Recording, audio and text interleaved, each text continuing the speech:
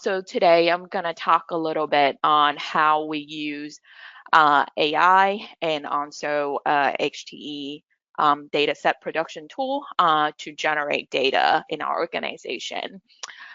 So just to kind of set up the presentation, I wanted to touch base on traditionally or historically how we set up our high throughput experimentation, as in like how do we keep all the documentation and stuff like that.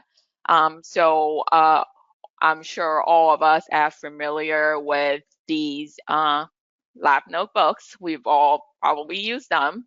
A little bit higher end, a lot of us have probably used Excel to set up our experiment and then just keep that Excel template and use it over and over again. And then there are also other software out there that integrate with our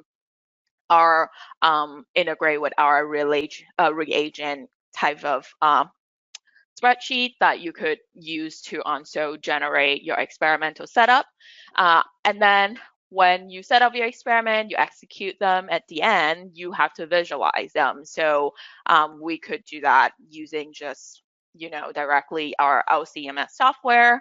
There are other visualization tools like Spotfire or Tableau. And then our good friends, Excel or PowerPoint shows up again as a way to kind of store the data and then also visualize them. But all of these two are actually not optimized for an HTE workflow because they are time consuming, they're repetitive practice. You have to go back and basically do the same thing again if you need to set up the next experiment. There isn't really a workflow logic, so you have to jump from different software to kind of do what you need to do. And there isn't a way to automatically process the data and capturing them, as well as a big piece as well is to visualize them. So if we are looking for that type of one-stop shop for an HTE workflow, then there's definitely room for improvement. We use Katalyst for our HTE design, and the reason for that is Katalyst allow us to streamline our HTE design. Katalyst also integrate with our automation and analytical equipment, so we could export a file, bring it to our automation equipment, or export a file and then automatically pull analytical data from our analytical equipment. That's kind of like help integrate other tools into our HTE workflow. At the same time, Katalyst also support our data architecture for machine learning and AI effort. So we can directly interact with the data at the back end, not just visualizing it, but using the data to do other things. So I wanted to kind of highlight two unique features that we really enjoy with Katalyst. One of them is the templated design, where we can essentially go in, make template for a specific type of reaction that we interested and run repetitively. Then we can use that as type of template to either distribute to a broader organization for other scientists to also implement. But it's also an opportunity for us to kind of understand how, I guess, popular these reactions are in our workflow. And then the back end of that is the automated data processing, where we can directly pull data, import data into Katalyst, and then there is an automated way to process the data where all the peaks would be labeled, and then we also have all the values for area percent or area over internal standard be calculated for us. So we kind of see this as an ideal way for large data set production. So we could easily pull the template, change a few things, and then run the reaction and get the data at the end. So it's definitely ideal if we're looking at a broad data set production for a particular reaction. So kind of using that as the goal, we wanted to look at implement that workflow. And the first reaction we looked into is an amide coupling. So amide coupling is definitely very widely used in both medchem and process chemistry. It's one of the most widely applicable reaction. And then at the same time, we also have departmental knowledge and application to a lot of our portfolio projects. So it's definitely a very relevant reaction for us and something that we want to learn more and understand.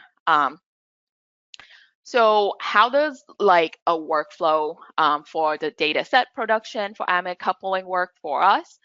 So after we generate a Katalyst template with 3 coupling reagent set for solving in 8 different bases, what you're seeing here in the kind of the purple windows are the reagent or the starting materials and the product. So those are the only 2 things that if someone were to run this reaction, they just have to define.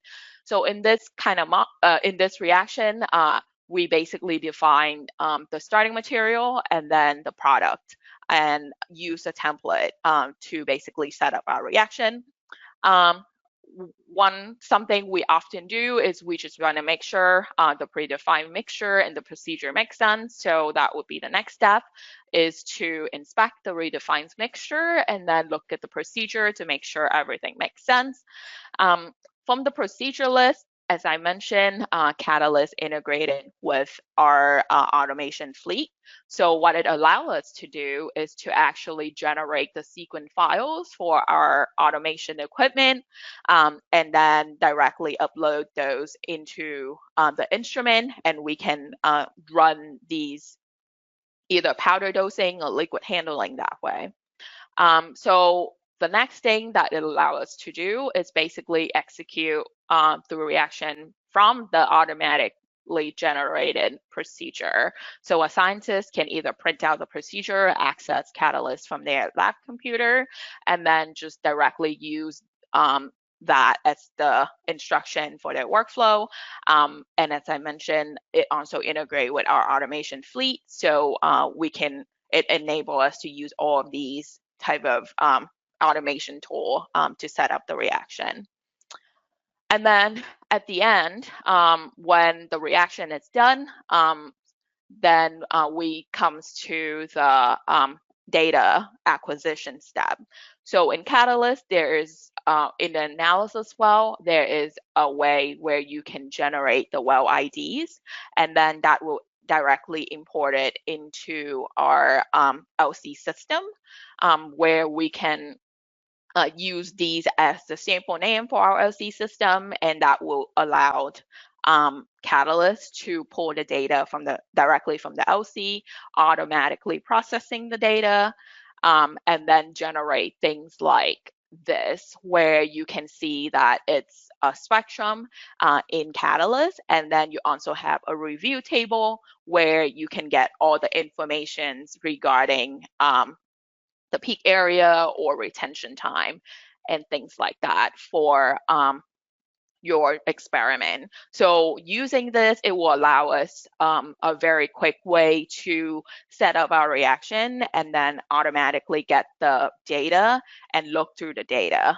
At the same time, there is a visualization tools in Katalyst as well. So for this particular reaction, we were able to quickly analyze the data and then look at kind of the heat mapped for where the reaction worked and where the reaction was not performing very well. So using type of the visualization tool embedded in Katalyst, we were able to quickly make a decision from our end.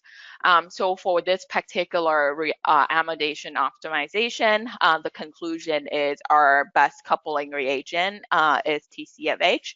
We are comfortable with the 2 solvent, which are THF and DMF, and then the 2 bases that are reasonable for us is NMI, NMM, and then DIB. So that aspect is the aspects where we basically can generate our data very quickly. So just kind of summarize the data set production parts of the talk, using that workflow, we were able to generate 3,000 data points. And then by analyzing and interacting with the data on the back end, Jay was able to show that the reagent performance for the 3,000 data point that we have, and we can basically analyze data very quickly. We preliminarily started looking at machine learning models, so it's not something that we're ready to show everyone or the optimal models, but we are looking into using this workflow to enable the machine learning model building in our organization. And then I kind of want to shift gear a little bit after that to going from type of really quickly generating HTE data to looking at the reaction, I guess, a little bit differently. We have had a lot of development work in terms of Bayesian optimization for chemical development. So in collaboration with the Doyle Lab. So the idea is if you have a very, very broad chemical space that you need to look at, sometime it's above 1,000 reaction, there are a few options that you can look into to traditionally or historically kind of solve that problem. So you can look at the reaction using in a mechanistic lens, so trying to understand the mechanism and what dictating the reactivity. There are also DOE's experiment that you can design and run. You can run all the reaction if you have the capability to run all the reaction using HTE, and then maybe you want to look into some type of modeling for the reaction. But for Bayesian optimization, what we are essentially proposing is we are balancing the exploration of the uncertainty and then exploiting of the known information and using that as a way to kind of get suggested experiment and then optimize our reaction without having to run all of these reaction in a very, very large reaction space. So I'm not gonna go through exactly the Bayesian optimization, but that's kind of like an intro on why we want to implement it. So recently, we have implemented EDBO Plus into Katalyst. So for us, it is a chevron in Katalyst where we can interact and set up our Bayesian optimizer. So what it really allows us to do is to select material and material class. From there, we can generate a reaction scope, set up our objective. In a lot of cases, it's either really high, maximize the yields and minimize the impurity. And then from interacting with the chevron in Katalyst, we will be able to generate the experimental procedure that will allow us to basically print it out, bring it to the lab to set up the reaction, or we can directly interact it from the lab computer. And then we can link the objective to the analytical data at the end. So it will enable us to run the optimizer again and then get the next sets of suggested experiment. So using this amide coupling reaction as an example, we essentially set out to optimize the reaction with a series of variables that listed on the screen. In total, that would encumber to about 1,296 reactions. So that would be about 1496 well plates.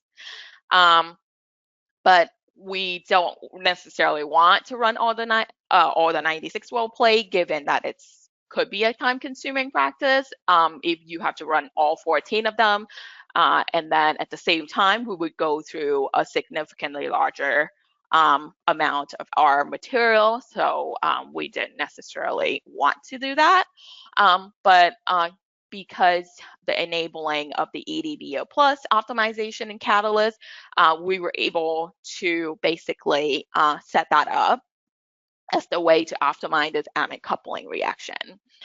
So kind of go through the workflow step by step. So in the first step, a scientist would come in and open the experiment up and then basically define the experiment detail, project detail. There is a way you can also add co-authors. So if you're collaborating on this project with someone else, it will allows you to it will allows both individual to interact with the experiment.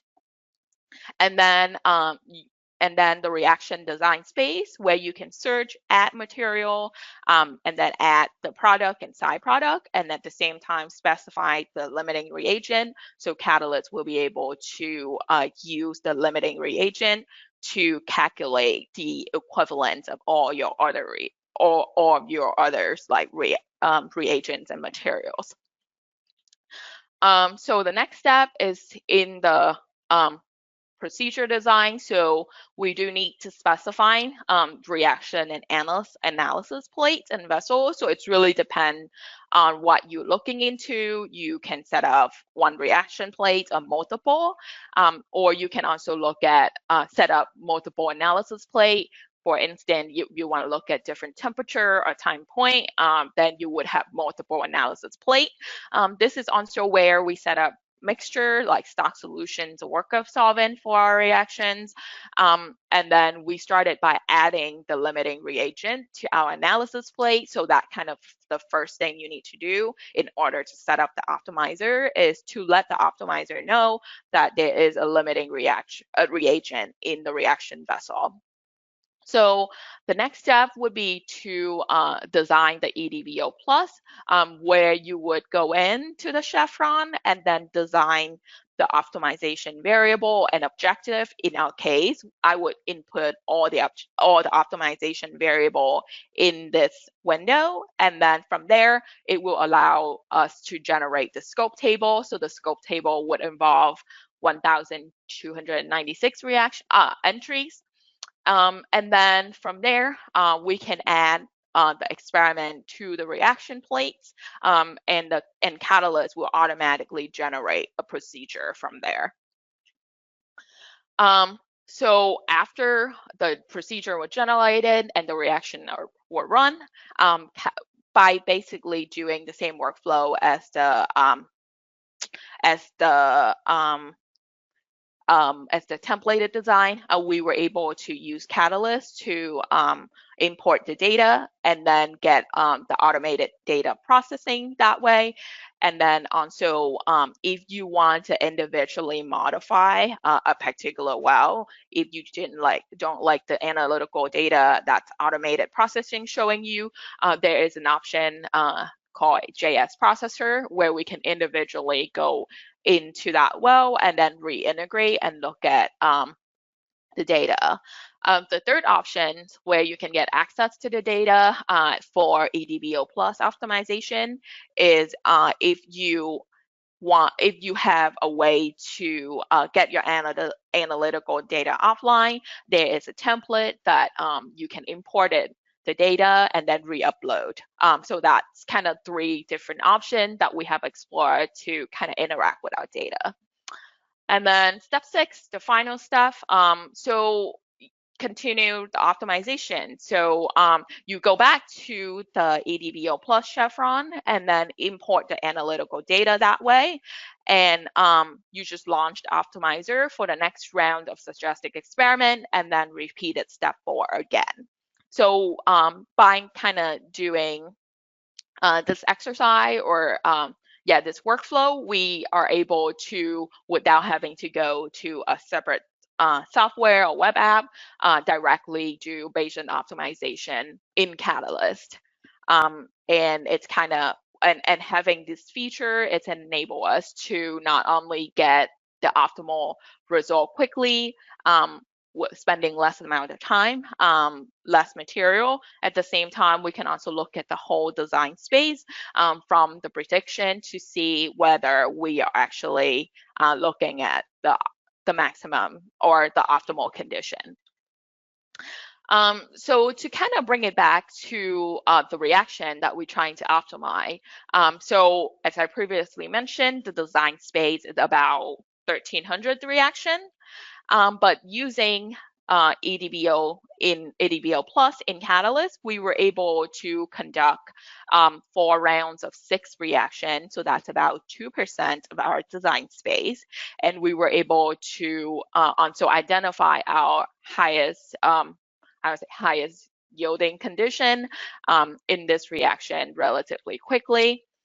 So the optimal result found for us is about 91 AP. So that is about 3% variant between the predicted results and the actual experimental data.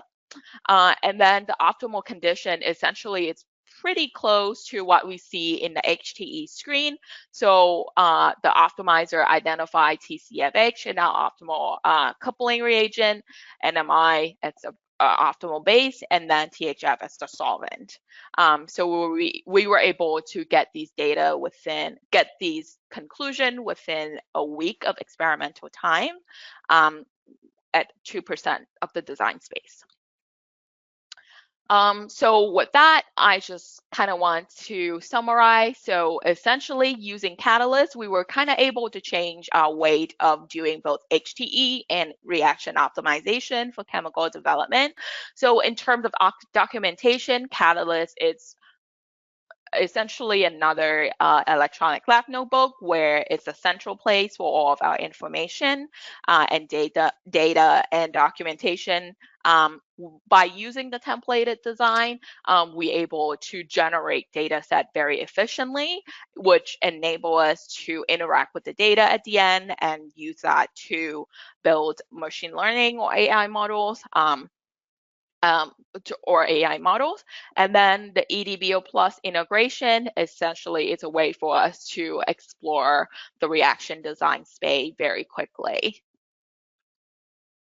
And with that, I would like to acknowledge all the people who've worked on who have worked on Katalyst in both the core team and the early adapters. I also want to thank ACDLabs for the invitation and opportunity to talk about Katalyst and how we are adopting Katalyst at BMS. And with that, I would like to thank everyone for joining, and I'd be happy to take any questions.